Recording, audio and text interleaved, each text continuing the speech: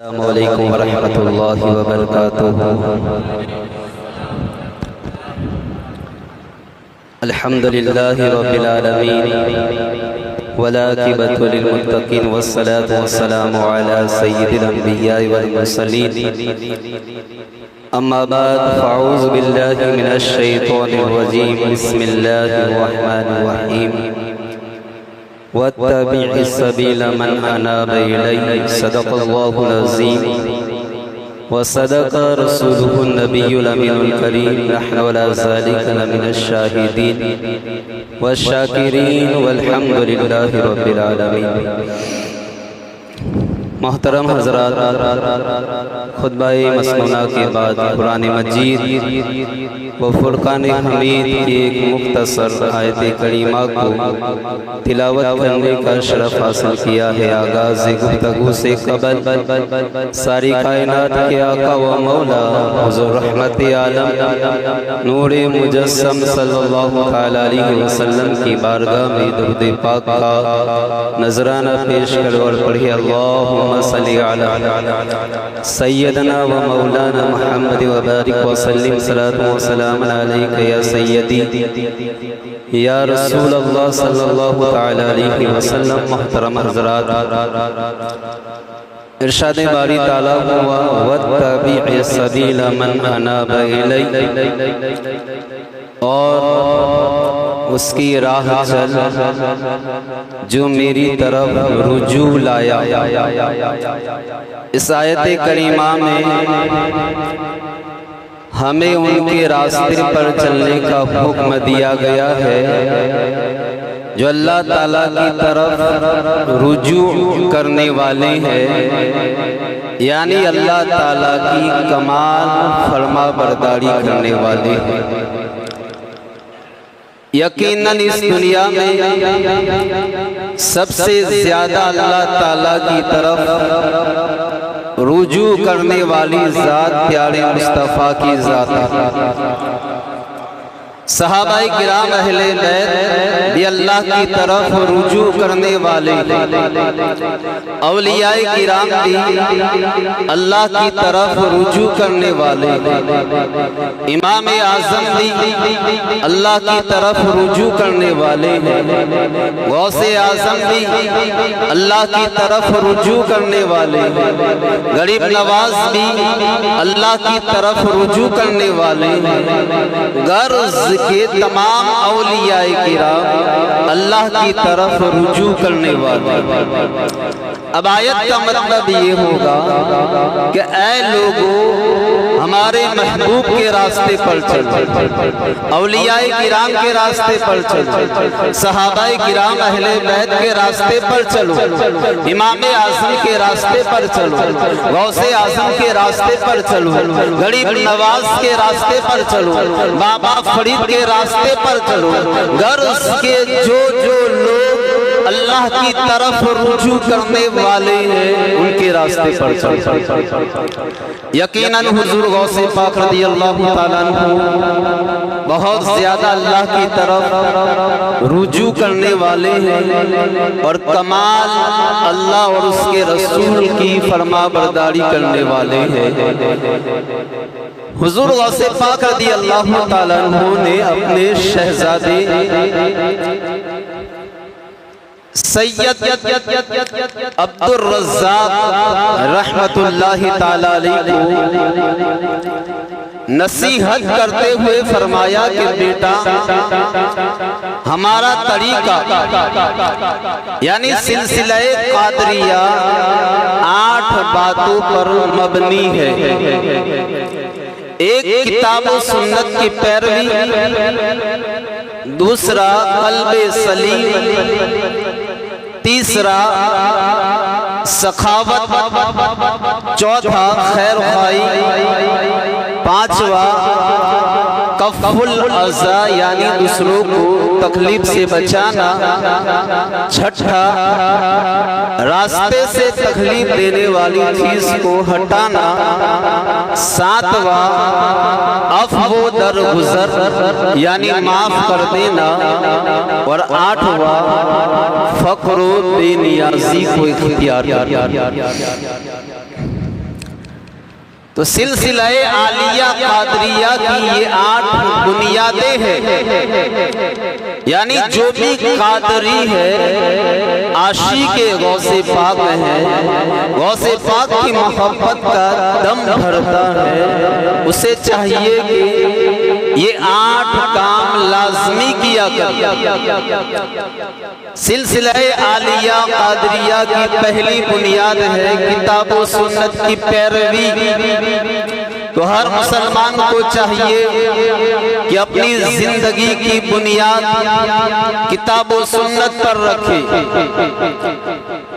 ہمارے یہاں رسم و رواج کو دیکھا جاتا، لیکن حضور غوث پاک فرماتے ہیں کہ ہر قادری کو، مسلمان کو چاہیے کہ اپنی زندگی کو معاملات کی بنیاد کتاب و سنت پر رکھ، اس کا ہر معاملہ، ہر کام قرآن و حدیث اور سنت کے مطابق ہونا چاہیے۔ حضور غوث پاک رضی اللہ تعالیٰ عنہ فرماتے ہیں کہ ہر مسلمان پر ہر حال میں 3 باتیں لازم ہیں۔ ایک امر یمتثلہ، شریعت کا حکم کہ اس پر عمل کرے۔ دوسرا نہی یجتنبہ، شریعت کی منع کی ہوئی باتوں سے بچتا رہے۔ اور تیسرا قدر یرضا بہ، تقدیر کہ اس پر ہمیشہ راضی رہے۔ حضور غوث پاک مزید فرماتے ہیں کہ مسلمان کی ادنا حالت یہ ہے کہ وہ کسی بھی وقت ان 3 باتوں سے، ان 3 باتوں میں سے ایک بات سے خالی نہیں ہوگا۔ وہ اپنے دل کو ان 3 باتوں کا پختہ ارادہ کرتا رہے۔ بندہ اپنے آپ سے یہ 3 باتیں بیان کرتا رہے تو پہلی بنیاد سلسلہ قادریہ عالیہ کی کتاب و سنت ہے۔ تو ہر قادری کو، عاشق غوث پاک کو چاہیے کہ اپنی زندگی کی بنیاد کتاب و سنت پر رکھے۔ اور سلسلہ قادریہ کی دوسری بنیاد ہے قلب سلیم۔ اللہ تعالیٰ قرآن مجید میں ارشاد فرماتا ہے یوم لا ينفع مال ولا بنون الا من اتى الله بقلب سلیم، کہ اس دن نہ مال کام آئے گا نہ اولاد کام آئے گی مگر جو قلب سلیم کے ساتھ حاضر ہو۔ تو معلوم ہوا قیامت کے دن نہ مال کام آئے گا نہ اولاد کام آئے گی، بلکہ قیامت کے دن قلب سلیم کام آئے گا۔ قلب سلیم کیا ہے؟ وہ دل جو کفر و شرک سے پاک ہو، وہ دل جس میں بد عقیدگی نہ ہو، وہ دل جو باطنی بیماریوں سے پاک ہو، وہ دل جس میں سرکشی نہ ہو، وہ دل جس میں بغض نہ ہو، حسد نہ ہو، کینہ نہ ہو، ایسے پاکیزہ قلب کو قلب سلیم کہتے ہیں۔ کہیے سبحان اللہ۔ محترم حضرات، یہ غوث پاک کی نصیحتیں ہیں جو میں آپ کے سامنے عرض کر رہا ہوں، لہٰذا غور سے سنیں اور عمل کرنے کی کوشش کریں۔ تو قلب سلیم اس دل کو کہتے ہیں جو بغض، حسد، کینہ، باطنی بیماریوں سے پاک ہو۔ حضرت عبداللہ ابن عمر فرماتے ہیں کہ نبی پاک صلی اللہ علیہ وسلم کی بارگاہ میں عرض کیا گیا کہ ای الناس افضل، یعنی یا رسول اللہ لوگوں میں افضل کون ہے؟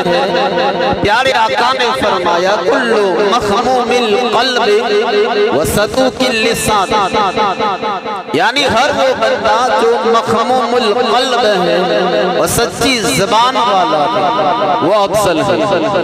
صحابہ کرام نے عرض کیا کہ یا رسول اللہ صلی اللہ علیہ وسلم صدوق اللسان یعنی سچی زبان والا کسے کہتے ہیں؟ یہ تو ہم جانتے ہیں، لیکن مخموم القلب کون ہے؟ فرمایا وہ متقی شخص جس پر کوئی گناہ نہ ہو، نہ اس کے دل میں سرکشی ہو، نہ اس کے دل میں بغض ہو، نہ اس کے دل میں حسد ہو، نہ اس کے دل میں کینہ ہو، اسے مخموم القلب کہتے ہیں۔ اور ایک خوبصورت حدیث میں آپ کے سامنے پیش کرتا ہوں۔ صحابی رسول حضرت انس بن مالک فرماتے ہیں کہ ایک مرتبہ ہم رحمت عالم صلی اللہ تعالی علیہ وسلم کی خدمت میں حاضر تھے کہ آپ نے فرمایا یتلو علیکم الآن من ھذا الحج رجل من اہل الجنہ، کہ اے میرے غلاموں ابھی تمہارے پاس اس راستے سے ایک جنتی شخص آئے۔ چنانچہ ایک انصاری صحابی اس راستے سے آئے، ان کی داڑھی وضو کے پانی سے تر الٹے ہاتھ میں جوتا اٹھا رکھا تھا، وہ چلے آ رہے تھے۔ دوسرے دن بھی پیارے آقا نے فرمایا کہ ابھی تمہارے پاس اس راستے سے ایک جنتی شخص آئے۔ دوسرے دن بھی وہی صحابی آئے، تیسرے دن بھی ایسا ہی ہوا۔ حضرت عبداللہ ابن عمرو فرماتے ہیں کہ میں ان صحابی کے گھر پہنچا اور ان سے عرض کی کہ میں آپ کا مہمان رہنا چاہتا ہوں، میں آپ کے یہاں مہمان بننا چاہتا ہوں۔ چنانچہ میں 3 راتیں ان کے پاس رہا۔ اس دوران میں نے انہیں رات میں قیام کرتے ہوئے نہیں دیکھے، نوافل پڑھتے ہوئے نہیں دیکھے، رات میں کوئی عبادت کرتے ہوئے نہیں دیکھے، تہجد پڑھتے ہوئے نہیں دیکھا، تلاوت قرآن کرتے ہوئے نہیں دیکھا، کوئی مزید عبادت کرتے ہوئے نہیں دیکھا۔ البتہ اتنا ضرور تھا کہ جب وہ کروٹیں بدلتے تھے تو اللہ کا ذکر کرتے، اور ایک اچھی عادت یہ تھی کہ یا تو وہ اچھی بات کہتے یا وہ خاموش رہتے۔ فرماتے ہیں جب 3 راتیں گزر گئی تو میں نے انہیں اصل بات بتائی کہ 3 دن تک پیارے آقا نے جنت کی بشارت عطا فرمائی اور 3 دن اس بشارت کے مستحق آپ ہوئے، تو میں آپ کے پاس رہ کر آپ کا عمل دیکھنا چاہتا تھا کہ آپ کون سا ایسا عمل کرتے ہیں، کون سی ایسی عبادت کرتے ہیں، رات میں کون سا عمل سر انجام دیتے ہیں، کیسی عبادت کرتے ہیں جس کی بنا پر 3 دن تک مسلسل اس بشارت کے آپ مستحق ہوئے۔ لیکن میں نے آپ کا کوئی زیادہ عمل نہیں دیکھا ہے، نہ آپ تہجد پڑھتے ہیں، نہ نوافل پڑھتے ہیں، نہ قرآن کی تلاوت کرتے ہیں، نہ مسجد کو عبادت کرتے ہیں۔ تو صحابی نے فرمایا میرا عمل تو وہی ہے جو تم دیکھ چکے ہو، البتہ ایک مزید عمل یہ ہے کہ میں کسی مسلمان کے لیے اپنے دل میں کینہ نہیں رکھتا اور کسی مسلمان کو ملنے والی نعمت پر میں حسد نہیں کرتا۔ حضرت عبداللہ ابن عمرو نے فرمایا یہی وہ عمل ہے جس نے آپ کو اس مقام تک پہنچایا ہے۔ محترم حضرات، سلسلہ عالیہ قادریہ کی دوسری بنیاد قلب سلیم ہے، ایسا دل جو گناہوں سے پاک ہو، باطنی بیماریوں سے پاک ہو، بغض، حسد، کینہ، ان تمام روحانی بیماریوں سے پاک ہو۔ تو ہر قادری کو چاہیے، ہر عاشق غوث پاک کو چاہیے کہ وہ اپنے سلسلے ہر عاشق رسول کو، عاشق غوث پاک کو چاہیے کہ اپنے دل کو پاک رکھے، باطنی بیماریوں سے محفوظ رکھے۔ تو سلسلہ عالیہ قادریہ کی 8 بنیادیں ہیں، جس میں سے 2 بنیادیں میں نے آپ کے سامنے عرض کی۔ سلسلہ قادریہ کی تیسری بنیاد ہے سخاوت، اور یہ ایک مستقل موضوع، اس پر آپ کئی جمعہ تک بیان سن سکتے ہیں، کر سکتے ہیں، لیکن میں غوث پاک کی سخاوت بتانا چاہتا ہوں کہ غوث پاک کیسے سخی تھے۔ حضور غوث پاک کے شہزادے سید عبد الرزاق فرماتے ہیں کہ ایک مرتبہ حضور غوث پاک رضی اللہ تعالیٰ عنہ حج کے لیے روانہ ہوئے، کثیر تعداد میں مریدین خدام آپ کے ساتھ۔ راستے میں ایک گاؤں آیا، اس کا نام تھا حلہ۔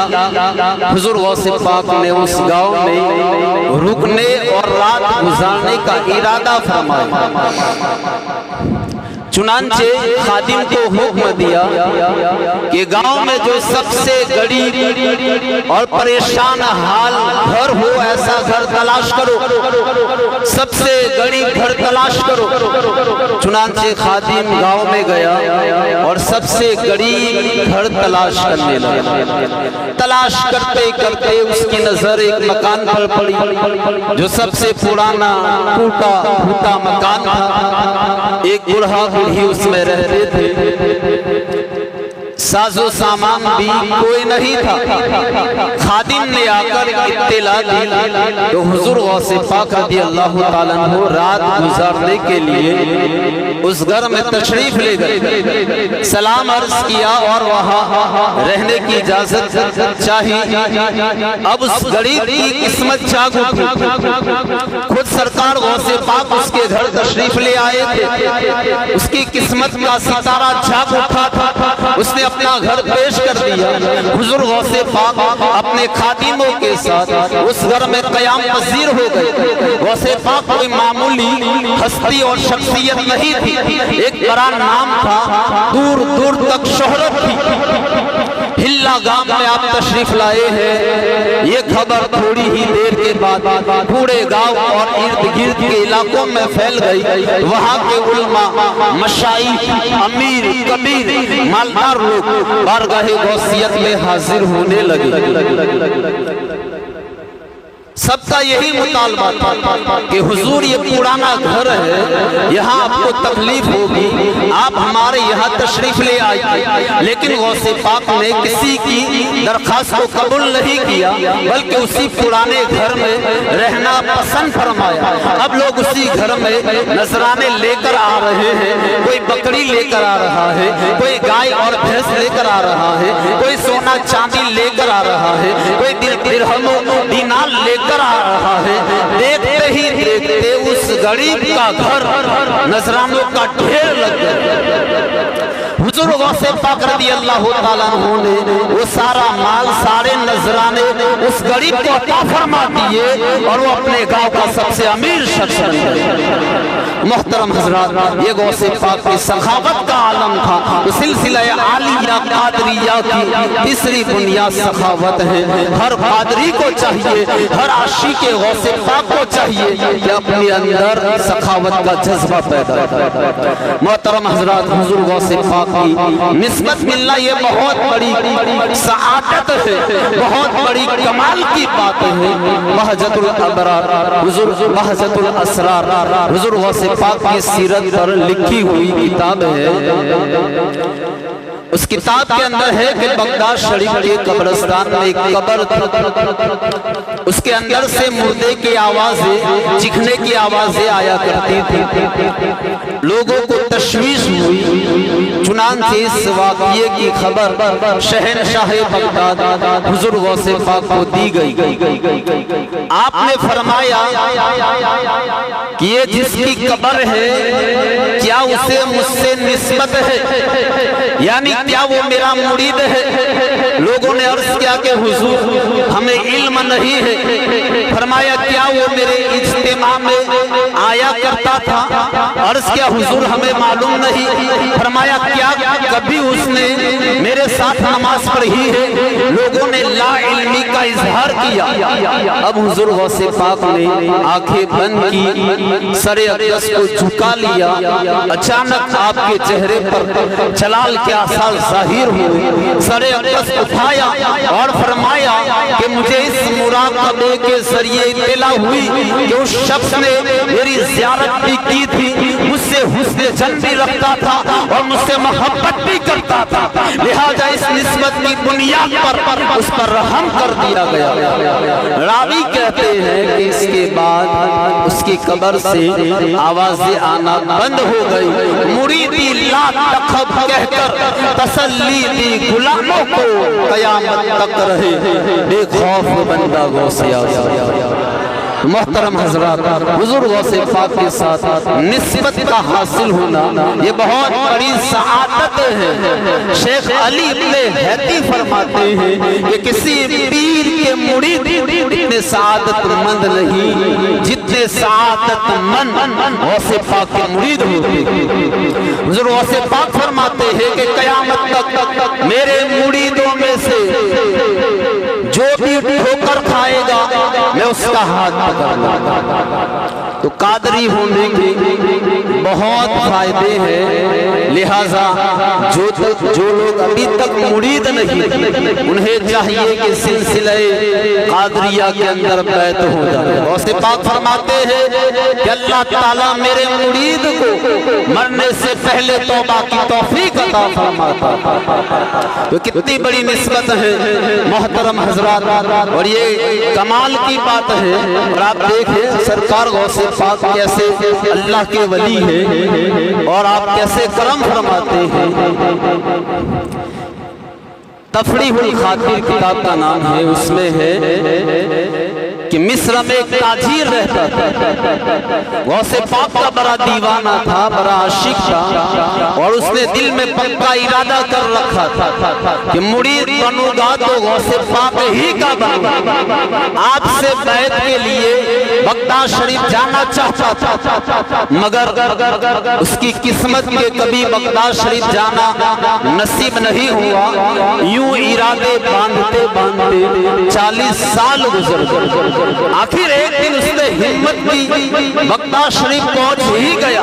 جب یہاں آیا تو معلوم ہوا کہ حضور غوث پاک دنیا سے پردہ فرما چکے ہیں۔ اللہ اکبر، سالوں کی خواہش آج پوری ہوئی، محبوب پردے میں تشریف لے گئے۔ بہت صدمہ ہوا، خیر مزار شریف پر حاضری دی۔ جب مزار شریف پر حاضر ہوا تو اس پر کرم ہو گیا۔ وہی غوث پاک جن کی محبت کے چراغ سالوں سے دل میں جلائے تھے، وہی غوث پاک نے حالت بیداری میں اپنا دیدار بھی عطا کیا، مرید بھی بنایا، اور ایک ہی نظر سے درجہ انابت پر پہنچا دیا۔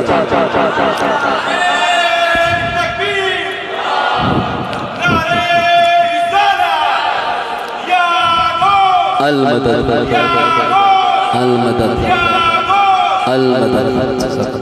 محترم حضرات، یہ حضور غوث پاک رضی اللہ تعالیٰ عنہ کی شخصیت ہے، یہ آپ کی شان ہے۔ ارشاد باری تعالیٰ ہوا وَاتَّبِعْ سَبِيلَ مَنْ أَنَابَ إِلَيَّ، کہ اس کی راہ چل جو میری طرف رجوع لائے۔ اس سے پتا چلا کہ ہمیں اولیاء اللہ کو اپنا آئیڈیل بنانا، انہیں بنانا ہے جو اللہ کی طرف رجوع کرنے والے ہیں، ان کی ادائیں اپنانی ہے جو اللہ کی طرف رجوع کرنے والے ہیں، ان کی سنتیں اپنانی ہے جو اللہ کی کمال فرما برداری کرنے والے ہیں۔ اور حدیث پاک میں ہے کہ جو شخص جس قوم سے مشابہت رکھتا ہے وہ اسی جیسا ہے، انہی میں شمار ہوتا ہے۔ اور ایک حدیث میں ہے جسے جس شخص کا طریقہ اچھا لگتا ہے وہ اسی جیسا ہے۔ محترم حضرات، اس حدیث پر غور فرمائیے، جنہیں فلمی ایکٹرز کی اسٹائل اچھے لگتے ہیں، جو یوٹیوبرز اور ٹک ٹاکرز اور کھلاڑیوں کو اپنا آئیڈیل بناتے ہیں، جنہیں غیر مسلموں की अदाएं अच्छी लगती है, जो खाने पीने पहनने में उठने बैठने में चाल ढाल में मुशरिकों के अंदाज अपनाते हैं, हदीस पाक के मुताबिक उन्हीं के जैसे हैं। और दूसरी तरफ कितने खुश नसीब है वो लोग जिन्हें प्यारे मुस्तफा की सुन्नतों से मोहब्बत है, प्यारे मुस्तफा की अदाओं से मोहब्बत है, जिन्हें गौसे पाक की अदाएं अच्छी लगती है, गरीब नवाज की अदाएं अच्छी लगती है, बाबा फरीद की अदाएं अच्छी लगती है, औलिया अल्लाह के तरीके जिन्हें अच्छे लगते हैं। बादशाह औरंगजेब आलमगीर रहमतुल्लाहि ताला अलैह ये अल्लाह के नेक बंदे थे और मुगलिया सल्तनत के बादशाह और शहंशाह भी थे। उलमा ने लिखा कि ये अपने जमाने के मुजद्दिद थे, मुजद्दिद फतवा आलमगीरी जिसका मुताला करके दुनिया का हर मुफ्ती फतवा देता है, ये हजरत औरंगजेब आलमगीर रहमतुल्लाहि ताला अलैह ने तैयार करवाया। तो आपके दरबार में एक मर्तबा एक शख्स आया और अर्ज किया कि हुजूर आलीजा बादशाह सलामत, मैंने सुना है कि आपके दरबार में अहले फन की बड़ी कदर की जाती है। तो आपने फरमाया बिल्कुल ऐसा ही है, अहले फन की कदर होनी चाहिए और हमारे यहाँ की जाती है। उस शख्स ने कहा कि बादशाह सलामत, मैं एक बहरूपिया, अल्लाह ने मुझे ये सलाहियत दी है कि कोई भी रूप धार लेता हूँ, सामने वाला मुझे पहचान नहीं सकता। बादशाह सलामत ने फरमाया ठीक है, तुम अपना फन दिखाओ, जिस दिन तुमने ऐसा रूप धार लिया कि मैं तुम्हें पहचान न सका, उस दिन मैं तुम्हें इनाम दूंगा। अब वो शख्स चला गया। कुछ दिनों के बाद बादशाह सलामत बीमार हो गए। ये खबर पूरे मुल्क में फैल गई।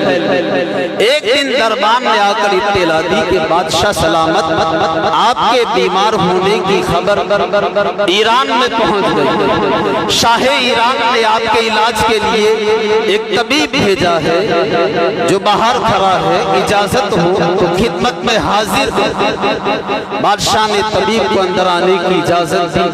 थोड़ी देर के बाद एक तबीब दरबार में दाखिल हुआ। बड़ा सा जुब्बा पहना है, सर पर भारी दस्तार बांधी है, पीछे पीछे गुलामों की एक कतार है जिन्होंने काफी दवाइयाँ सरों पर उठा रखी है। तबीब ने हाजिर होकर सलाम अर्ज किया और बादशाह सलामत का हाथ चूमने के लिए आगे बढ़ा।